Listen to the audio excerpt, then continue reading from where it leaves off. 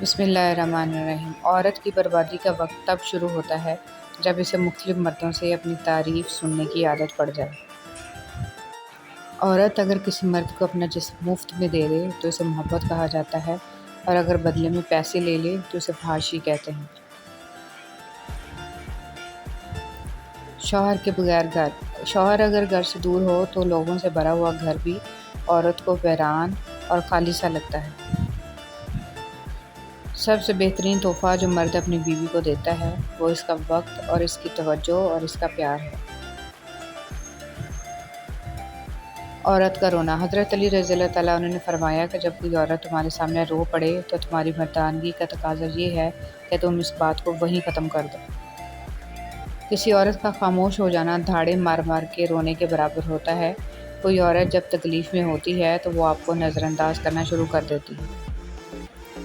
میاں بیوی کا آپس میں تعلق۔ ایک ہوتا ہے کسی کو اپنی طبیعت کے مطابق ڈھال لینا، اور دوسرا ہوتا ہے کسی کی طبیعت کے مطابق ڈھل جانا۔ ان دونوں پہلوؤں میں انداز نرمی اور محبت والا ہو تو تبھی طبیعتوں میں تبدیلی آتی ہے، ورنہ جھگڑوں کے سوا کچھ حاصل نہیں ہوتا۔ عورت کتنی خوبصورت ہے یہ اس کی صورت طے نہیں کرتی، یہ اس کی زندگی میں شامل ہونے والے مرد کی پسند اور خواہش طے کرتی ہے۔ میں نے گلاب چہرہ عورتوں کو رولتے اور عام شکل و صورت والی کو راج کرتے دیکھا ہے۔ زندگی بغیر ڈگریوں کے چل سکتی ہے۔ زندگی ایک ہی کپڑے کو 100 دفعہ پہن کر گزاری جا سکتی ہے۔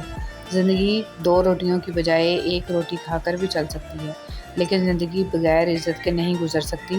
ہمیشہ اس شخص کو چنو جو آپ کی عزت کر سکے۔ بیوی تب آپ پر اعتماد کرتی ہے اور بغیر ہچکچائے اپنے دل کی بات آپ سے کرتی ہے جب آپ اس کی بات گھر والوں یا کسی تیسرے کے سامنے بیان نہ کریں۔ لاجواب ہوتے ہیں وہ رشتے جہاں ایک معافی اور ہلکی سی مسکراہٹ سے سب ٹھیک ہو جاتا ہے۔ محبت کی خوبصورتی کا تقاضا ہے کہ جب دوسرے فریق کی آنکھوں میں غم اتر آئے تو جھگڑا ختم کر دینا چاہیے۔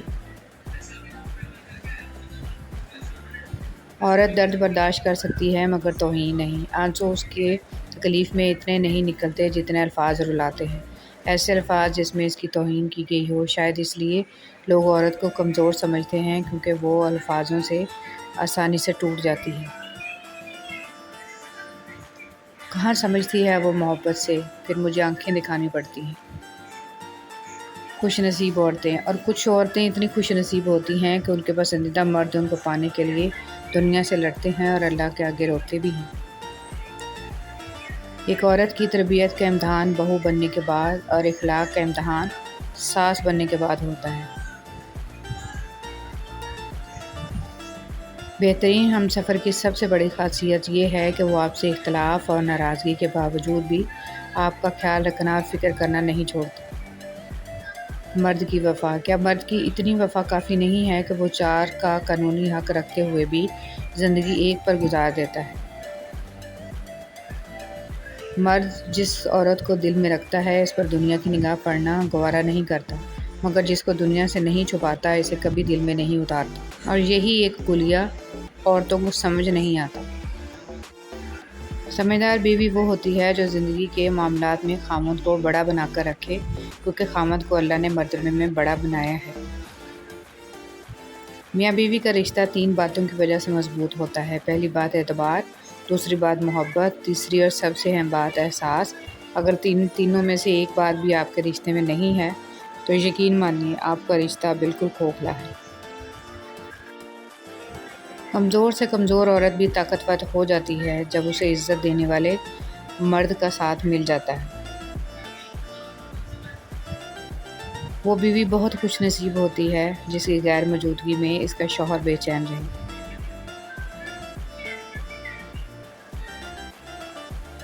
مرد کو بنانے کے لیے مٹی فرشتوں کے ذریعے اللہ نے زمین سے منگوائی، لیکن عورت کے لیے مٹی نہیں منگوائی، اس کو مرد کی ہی ٹیڑھی پسلی سے بنایا، اور جس مرد کی پسلی سے وہ بنی ہے وہی اس کا محرم بنتا ہے۔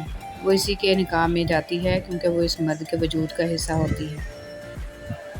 ایک وفادار مرد کبھی بھی عورت کو ملنے کا نہیں کہے گا، چاہے وہ پبلک پلیس پر ہی ہو۔ وہ انہیں لفظوں میں بات مکمل کر دے گا کہ مجھے آپ کی عزت زیادہ عزیز ہے۔ لڑائی جھگڑے کے بعد عورت کی خاموشی کا مطلب مرد اس کے دل سے اتر گیا ہے، اور مرد خوش ہوتا ہے کہ عورت دب گئی اور اس کی جیت ہو گئی، جبکہ یہ اس کی ہار ہے کیونکہ وہ عورت کو ہار گیا ہے۔ شوہر اگر گھر سے دور ہو تو لوگوں سے بھرا ہوا گھر بھی عورت کو ویران اور خالی سا لگتا ہے۔ خوش نصیب ہے وہ عورت جس کو شوہر کا بازو تکیے کے طور پر میسر ہے۔ بیوی اپنے شوہر سے اس وقت تک لڑتی یا ضد کرتی ہے جب تک اس سے پیار کی امید ہوتی ہے۔ جب وہ امید ختم ہو جاتی ہے تو وہ لڑنا اور ضد کرنا بند کر دیتی ہے۔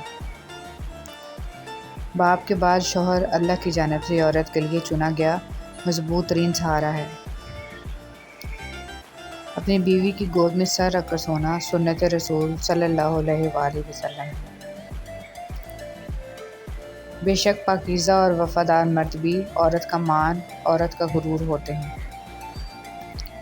جب شوہر اپنے روٹھی بیوی کو پیار سے مناتا ہے تو اللہ پاک کو اس کی یہ ادا بہت پسند آتی ہے۔